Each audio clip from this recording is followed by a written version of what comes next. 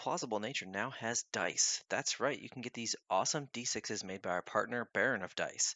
These custom dice have the Implausible Nature logo on the six side and also come with square corners, which means they will roll more evenly than rounded corner dice.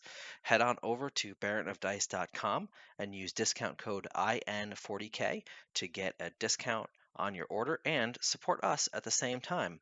Check out his full collection of dice for all your gaming needs with the link down in the description. Welcome to Implausible Nature, your home for all things Black Templar. On today's video, we are talking about what is the best weapon that we should choose for melee. So, to preface this, we are not going to be speaking about the character weapons, although it should follow along on what, because they just basically have increased attacks for the most part. The stats of the weapon itself are more or less the same. But really what we kind of want to focus on is the sergeant weapons. They're all Yep. free now. And all the intercessors, including the new jump pack intercessors, we know are getting the same weapon options. We know the Stern Guard, the new Stern Guard, are getting the same weapon options.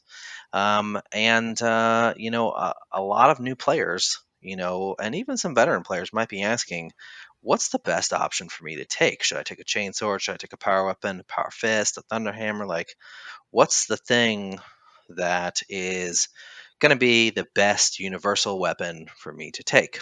So we've done some math hammer for you against some of the most common opponents that we might face, and depending on who is the most prevalent unit that enemy that you're going to be facing in your meta, and maybe Mhm. even what target that you want this unit to go after, um, you're going to find that there's a couple of good options here. So, to kick it off, Bob, why don't you tell us a little bit about what sort of units we chose and why, of what we're going to put these weapons into?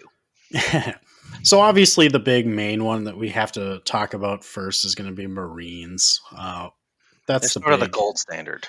yeah, the mech equivalent, as we like to say. Hmm. Um, it's you're going to be seeing about 40% of your opponents are going to be Marines. So you have to have an optimal weapon against a Marine opponent. Now, this is just going to be the baseline Imperial Marines that do not have random special rules attached to them. Obviously, that's going to skew the math a little bit. Yeah. Um, Also, the chaos varieties get invulnerable saves and things of that nature, which will change it up a little bit as well. But that's going to be just standard run of the mill Marine. Then we have our Necron Warrior, because that is kind of a little bit of a gatekeeper list. You have to be able to chew through some Necron Warriors, so we threw them in there. Custodians, kind of a little bit of a boogeyman, right? So we need to know which one is good against those guys. They did take a massive hit on the latest data slate, Yep. but they're still really durable, really hard to kill. So, It's and that those changes could, be reverted at any time. We've seen that before. So, being prepared or proactive, future proofing yourself isn't a bad idea. Yeah, and there's still a lot of people that are playing them, so Hmm. you probably will see them. We also have Sisters of Battle, the Adepta Sororitas. This also can be comboed with Elderai Craft World equivalent uh, units, Scorpions, things of that nature. They have the Things same that are stat line. tough 3 and 3+ save, Yep. basically, with 1 wound. Yep. So then we have our Guardsmen. Then that's also going to be like your baseline, um, like Termagant, also similar to your basic Elderai model. Hmm. We have to look at Terminators. So these are going to be the more upended, durable unit that you're going to see a few of them on the board eventually. So you kind of want to see how you're going to perform against those. Yep. I also added in a monster in the form of the Daemon Prince on this list. Now we could have done NIDs, but the problem is with the NIDs, their monsters are very variable in their toughness and Yeah, wound now they are. counts. With when the expansion of the toughness scale, their NIDs like went from basically all tough 7 or a few tough 8 to like a vast like difference, anywhere from tough 9 all the way up to like tough 12. So, we wanted to that's a little harder to do. We'd have to do a whole segment just on NIDs. Yeah. So I think the Demon Prince is nice even in the middle at the toughness 10, 10 wounds. Hmm. So, and then finally we have the Orks. Now, the Orks aren't really prevalent, but they do have their own unique stat line, so we should include them as well. Yeah, absolutely. So, and the other thing too, we mentioned, sisters, something about them that they recently just shot up in win percentage pretty significantly with the latest data slate. Obviously, depending on when you're watching this,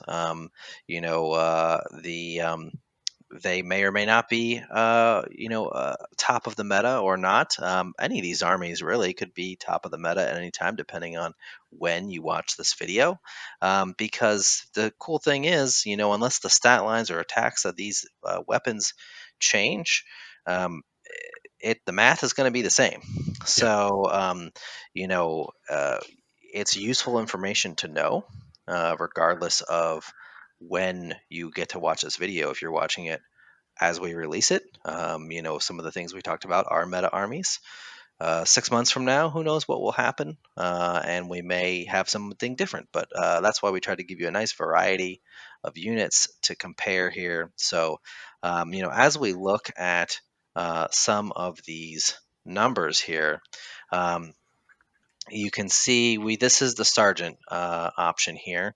Now, obviously, the numbers look very small. The differences might seem very small, but that's because it's just a single model that has it. If there is an option, for taking more of these, a few of these are applicable to units that can take multiples. For example, Terminators, Assault Terminators can take Thunder Hammers. Regular Terminators can take Power Fists. So you can extrapolate out, the difference there. If you're just trying to decide which weapon do I want, which unit do I want, but Yep. just taking a look at our Marines here, it's pretty clear the Power Fist is obviously the best choice, and the reason for that is that 2 damage. Marines are all 2 wounds, so even though the power weapon has slightly more unsaved wounds, the fact that it's only damage 1 is pretty significant. Now, on a character, we'd mentioned that at the beginning, characters typically have master crafted power weapons. So that changes that percentage a little bit. But for our sergeants, which is what we're mainly talking about here, we've got a lot of units where we can take sergeant weapons. And they're all pretty much the same number of attacks. You can see the Power Fist is definitely the clear winner. And Um, and for me, this was a little bit of a surprise because I was going based off pre data slate. Um, Thunderhammers was the clear winner with our devastating wounds here. And now, without it, you can clearly see that it is not. So that's a little bit surprise for me. So I'll have to make some adjustments to my models. But it definitely is the most optimal into the Marines yeah. um, by a wide margin. Now, as a reminder, devastating wounds changed from being mortal wounds equal to the damage of the weapon into it just straight up ignores their Yep. invulnerable and/or armor save. This is significant because if you have a marine on 1 wound and you devastating wound him with a thunderhammer, before that second mortal wound would spill over to another marine, increasing your damage output. It also meant that if you devastating wound a 1 wound model, you were killing 2 guys. Now it's just going to kill 1 guy no matter what. Yep. So yeah, so that's kind of part of the reason what Bob is saying why they lost a little bit of their luster, as it were. Moving on here, as we take a look at another really common stat line, the guard equivalent. Obviously, as we're looking here, we're going to look specifically at unsaved wounds because the way the math is being calculated, it's multiplying the power fist by 2. So damage dealt is 3.3, but that's not accurate because again, damage doesn't spill over. So the power weapon actually slightly edges it out on the guard here.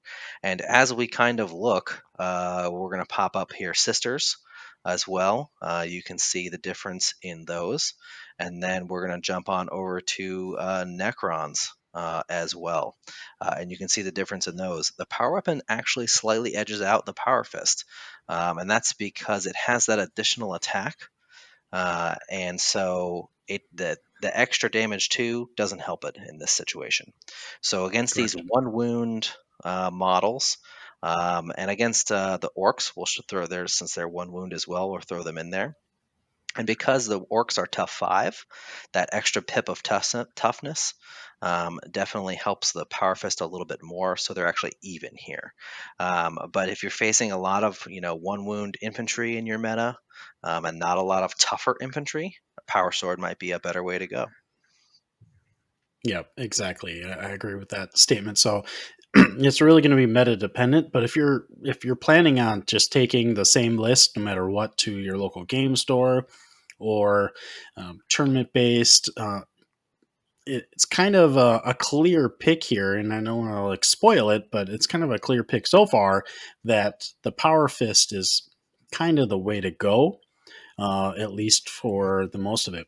And I think it's interesting because I do see a lot of comments from people around the internet in various different places and in Discord. Our Primaris Crusader squad questioning whether or not we should get the Power Fist added on. So they're free, and you can see by the math, there's no reason not to take them hmm at this point. They're clearly superior to the Chainsword. And Now, granted, to preface that this chainsword does have one less attack than our Crusader squads. They have yes, 5. that is true. But even still, the math is not gonna be in favor of that. You want the power fist, the extra strength. They hit on threes. They do 2 damage. They have better AP. They're just better overall, like Bob is saying. Yep. So that's definitely something you want to take on your Crusader squads. Yes, it's going to take you longer to roll that squad, and you can buff them up with different various buffing, but we didn't take any of that into account here. This is clearly to show on the upgrade weapons what we can do. Yeah. Now, we have a couple of bigger, more durable units here hmm in our Custodes. So this one is got a little bit more interesting. Um, since the change to our Thunderhammer. But you can still see that it comes out pretty even between the Power Fist and the Thunderhammer, with the Power Fist taking a slight win on that. Yeah. 1.3 versus the 1.2. Yep. You can go down to the Terminators as well, and it's going to be flat even right there. The reason for that is because you were going to be negating the invulnerable save hmm in it, so that'll equal it out. Yep. With that devastating wounds off on the Thunderhammer. So on that, they're even. And then you roll down to our Daemon Prince here. And I'll just tell you straight up, this is going to be a tough one for any of our weapons unless you're dedicated firepower on these guys. You're going to need a lot of things Where you to got some knock out. rerolls. Yep. So we do 0.7 damage per Power Fist or Thunderhammer wielding carrier. Yeah. So not a ton of damage to a Demon Prince. Something like that, where you have a really tough profile like that, is where our buffs and weight of attacks comes into play. Mhm. Something like a Crusader squad with lethal hits and rerolls to hit. Where they can just throw a truckload of dice and just force them to just make a lot of saves and fail a lot of saves. You know what I mean? Like, if you can force them, the more dice you force them to roll in those circumstances with units like that, the better chances you have for them to fail, especially when they have an invulnerable save. If you can hit their invulnerable save number without going over it on your AP, you essentially neutralize the fact that they have an invulnerable save. Like, so if you're AP2 and they have a two up save and a 4 up invul, you know, their invulnerable save, it would be the same as their armor save. So it's not really benefiting them. So that kind of, takes that out of the equation for them. Um, so yeah, but overall, Power Sword and Power Fist, two good choices. Uh, Sort of meta dependent, but if you're just trying to build the best all around list there is, the clear winner, I think, for me and Bob too, is going to be the Power Fist. And Yeah, the, absolutely. the reason for that is, while it might be slightly worse into one wound models, typically this, especially the sergeants, the squads they're leading are, if they're the new jump pack intercessors that are loaded up with chain swords, if it's assault intercessors that are loaded up with chain swords, those types of units are going to have some, light infantry chewing attacks like chain swords and things like that. Even the regular CCW isn't terrible into those types of units, so that will help mitigate the difference between those two weapons. So Yeah. plus, it helps you punch up into tougher things should you need to. So, Yep. Exactly. um, so yeah. So the answer to the question of the day is Power Fists. Yep. And the great thing too is it's a classic Space Marine sergeant weapon. I mean, who doesn't love a good Power Fist, right? Exactly. So, so yeah, so we are looking forward to getting our hands on the information for those new units. We already kind of know what Stern Guard is. I'm not really expecting any differences in their data sheet, but we're definitely going to do a review on the long-awaited jump pack intercessors because they are definitely going to be a topic of people saying, should I take them? How many should I take? What should I do with them? Don't worry, we'll be covering it all. And now you know what weapon to give that sergeant. So that's all we got for you guys today. Hope you enjoyed this video. Make sure you smash that like button, hit the subscribe, click the bell notification, all the YouTube things that you're supposed to do, so we can get the algorithm churning. Check out our Discord. We got a really great group of folks. It's extremely active, especially lately. A lot of great topics and discussion and things like that. People trading battle reports and, strategies and things like that. We also have a great Patreon, lots of great benefits for our Patreon members, including exclusive dice that you can buy. Some of our Patreon levels get those dice for free. So go check out our Patreon today. And we greatly appreciate, especially all of our patron support, but all of you as well. So thank you guys so much. We couldn't do this without you. And until next time, keep on crusading.